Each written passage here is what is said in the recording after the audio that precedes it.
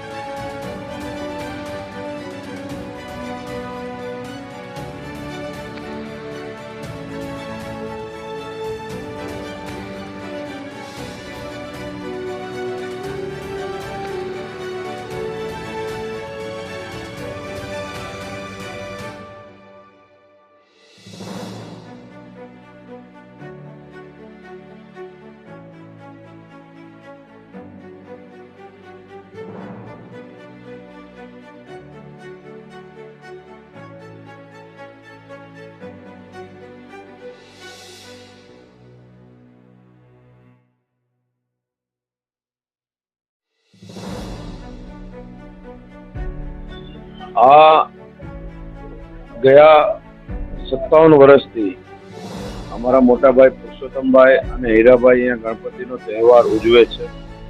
આમાં ગણપતિ બાપાના દર્શન કરવા માટે ભારતના ગૃહમંત્રી અમિતભાઈ શાહ કાલે બપોરે 1 વાગે અહીંયા પધારવાના છે. એમની સાથે મહારાષ્ટ્રના મુખ્યમંત્રી દેવેન્દ્રજી છે, ઉપમુખ્યમંત્રી એકનાથ શિંદેજી છે અને અમારા અંધેરી માટે અમે ભાગ્યશાળી પોતાને સમજીએ કે અમિતભાઈ પહેલી વખત અમારી વિધાનસભામાં આવી રહ્યા છે.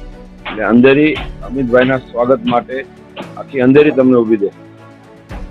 જો પહેલા બાપાના દર્શન કરશે એના પછી સ્ટેજ ઉપર અમિતભાઈનું સ્વાગત થશે, મુખ્યમંત્રી ઉપમુખ્યમંત્રી સાહેબનું સ્વાગત થશે. પછી એમની સાથે ચા પાનનો કાર્યક્રમ છે. પછી આ છેલ્લો કાર્યક્રમ છે મુંબઈનો, અહીંયાથી દિલ્હી માટે એરપોર્ટથી રવાના. અમારા મહારાષ્ટ્રના સીએમ અવારનવાર આવતા રહેશે, પણ અમિતભાઈ આ પહેલી વખત અંધેરીમાં આવી રહ્યા છે. એટલે અમે પોતાને ભાગ્યશાળી સમજીએ કે અમિતભાઈ અમારી અંધેરી વિધાનસભામાં આવી રહ્યા છે. અમારા અંધેરી કરવા માટે આ મોટો દિવસ છે. કાલનો